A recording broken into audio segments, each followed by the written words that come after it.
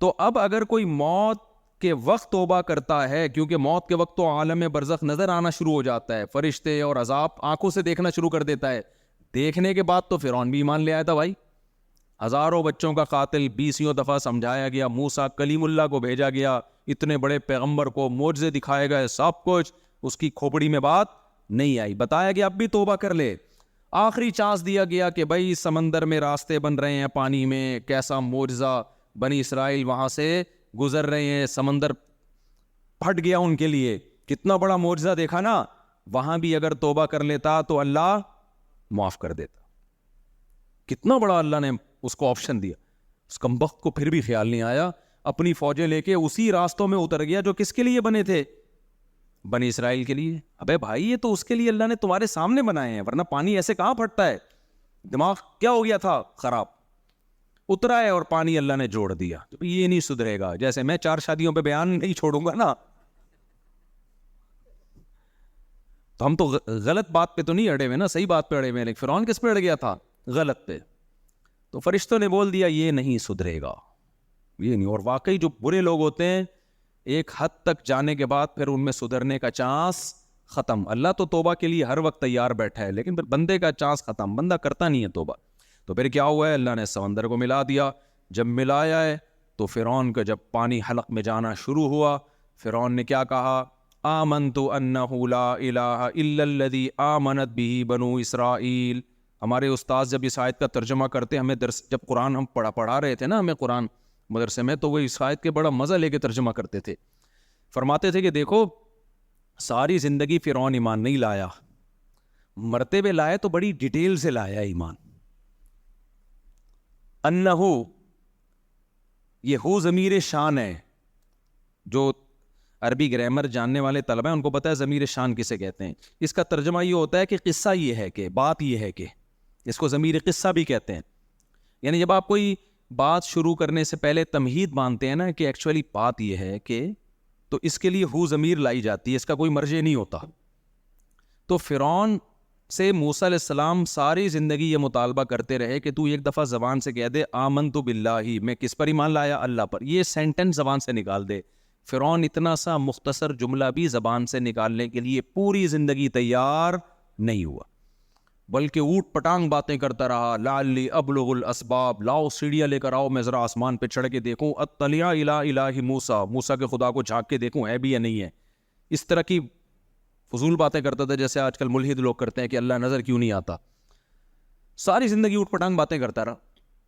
اور جب پانی منہ میں جانے لگا ہے, اس کو پتا چلا اب ہم گئے, تو کیا کہتا ہے, آمنت انہو, میں ایمان لایا. بات نہیں, ایک اور جگہ کا انہو, وہ آیت میرے ذہن سے نکل رہی ہے اس وقت, کہ آمنت انہو لا الہ الا الذی آمنت بہ بنو اسرائیل, میں ایمان لایا اس بات پر, انہو کہ بات یہ ہے کہ اس اللہ کے سوا کوئی معبود نہیں ہے جس پر بنی اسرائیل ایمان لے کر آئے ہیں. تو اس سے پہلے اس نے ضمیر شان لا کے پوری تمہید باندھی ہے. بات یہ ہے کہ, ٹھیک ہے نا. تو ہمارے استاد فرمایا کرتے تھے کہ گویا فرعون بزبان حال یہ کہہ رہا تھا فرشتوں کو, بھائی ایک منٹ ذرا ٹھہرو, بات تو سنو, ٹھیک ہے نا. بات یہ ہے کہ ایکچولی بات ہی, اس کی مثال ہے جب ہم کسی چور کو پکڑ کے چترول لگاتے ہیں نا, رنگے ہاتھوں پکڑا گیا ہو, تو وہ یہ نہیں کہتا میں چور نہیں ہوں, اس کو پتا یہ تو رنگے ہاتھوں چوری کرتے ہوئے پکڑا گیا ہے. تو وہ کیا کہتا ہے, بھائی بات یہ ہے کہ بات تو سنو یار, یعنی تم کچھ تھوڑے ٹائم کے لیے رکو گے تو میں آگے ایکسپلین کروں گا. تو یہ بات یہ ہے کہ مطلب یہ ہوتا ہے بات آگے آ رہی ہے, تو مجھے مارو نہیں, پہلے ذرا میری بات سنو. پھر وہ آگے کوئی بھی کہانی بنا رہا ہوتا ہے کہ ٹھیک ہے میں نے یہ چیز اٹھائی ہے لیکن ایکچولی ہوا یہ تھا, یہ کچھ بھی کس سے سنائے گا نا آگے. لیکن وہ جو بات شروع کرتا ہے وہ کس سے کرتا ہے, بھئی بات یہ ہے کہ بات تو سنو. بات تو جیسے گھر میں جھگڑا ہو رہا ہوتا ہے نا, آپ کہتے ہیں بات تو سنو, ریلیکس, آر یو ریلیکسنگ. وہ ایک آدمی سمندر کے کنارے لیٹا ہوا تھا, تو ایسے کرتا پہن کے نا بڑے مزے سے, تو ایک شخص گیا, آر یو ریلیکسنگ. اس نے کہا نو.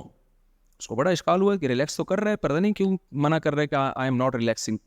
دوسرا کہ آر یو ریلیکسنگ, کہتے ہیں نو آئی ایم ناٹ ریلیکسنگ. تو پھر تو کیا کر رہے ہیں, اتنے مزے سے لیٹا ہوا ہے, ہم تو یہ سمجھ رہے کہ ریلیکس ہو رہا ہے. تو تیسرا آیا are you relaxing? No I am not relaxing.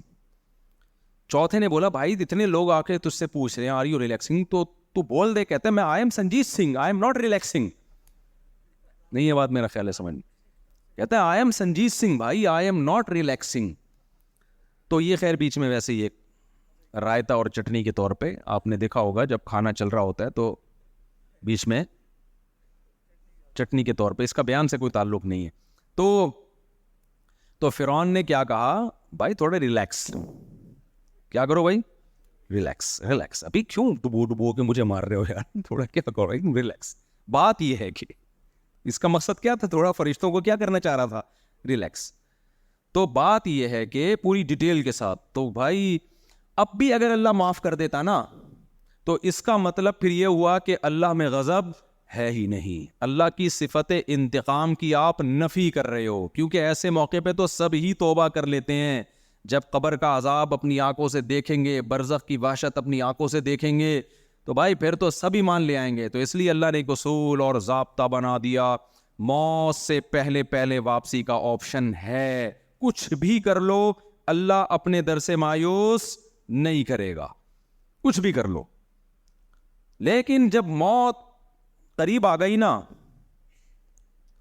اور اس جہان میں ٹرانسفر ہونا شروع ہو گئے, اب نہیں ہوگا.